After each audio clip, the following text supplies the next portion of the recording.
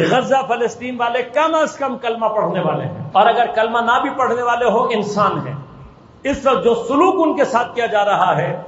وہ ہر طریقے سے، ہر کیفیت کے ساتھ اس وقت اسلام اور مسلمان اور خصوصاً حسینیوں کے لیے سب سے بڑا اس وقت مرحلہ ہے کہ کم از کم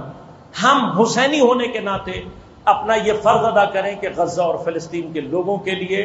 جو ممکنہ آواز ہو سکتی ہے اسے بلند کریں، ورنہ کل یقین کریں کہ جب سوال ہوگا ہمارے پاس جواب نہیں ہوگا۔ اور یہ مت سمجھے کہ فقہا کے درمیان میں کوئی اختلاف رائے ہے، کچھ اس طرح کی چیزوں کو چلایا جا رہا ہے انٹرنیٹ پہ کہ مثلا رہبر معظم اور ایران کی طرف سے تو بہت کچھ ہوا ہے، مثلا آیت اللہ سیستانی وغیرہ نے کچھ نہیں کیا یا ان کا کوئی رول نہیں رہا۔ یہ سارے کے سارے اختلافات اور اشتباہات، یہ ایک ہی گروہ ہے جس کا کام ہے کبھی وہ عزاداروں اور نمازیوں کو لڑاتا ہے، کبھی وہ کسی اور کو لڑاتا ہے۔ اسی طرح سے یہ افتراقات، آیت اللہ سیستانی اور سید علی خامنائی دونوں حسینی ہیں، دونوں علی ہیں، دونوں سید ہیں۔ ممبر سے پوری ذمہ داری کے ساتھ کہہ رہا ہوں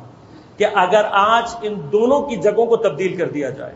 یعنی آیت اللہ سیستانی کو ایران لا کر بٹھا دیا جائے اور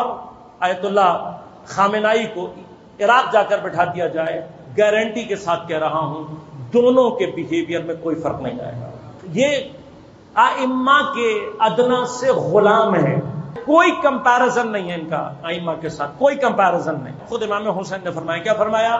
کہ جیسے اصحاب مجھے ملے ہیں، جیسے اصحاب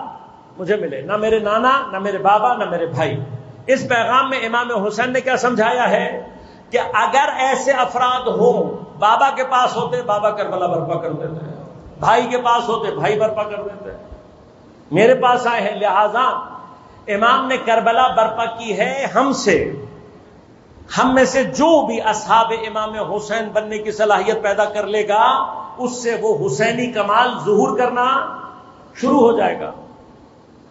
امام نے امت کے ذریعے سے اپنے کمال کو ظاہر کرنا ہوتا ہے، امام کے تمام کمالات نے ہم سے ظہور کرنا ہے۔ اب جیسے امام حسن مجتبی اور امام حسین کے بارے میں یہ بات کی جاتی ہے کہ اگر آپ امام حسن اور امام حسین کی صرف جگہ بدل دیں، یعنی امام حسین امام حسن کی جگہ ہوتے وہی کرتے جو آپ نے کیا، اور امام حسن اگر کربلا میں ہوتے تو وہی کرتے جو امام حسین نے۔ اس چیز کی تجلی کو اگر آج سمجھنا ہے تو یہ دو خادمین امام موجود ہیں، اور یہ 100% ایسے ہی ہیں۔ آج اگر آپ رہبر کو عراق میں بھیج دیں وہ وہی کریں گے جو آیت اللہ سیستانی کر رہے ہیں، اور آیت اللہ سیستانی کو اگر لا کر ایران میں بیٹھا دو تو انشاءاللہ وہ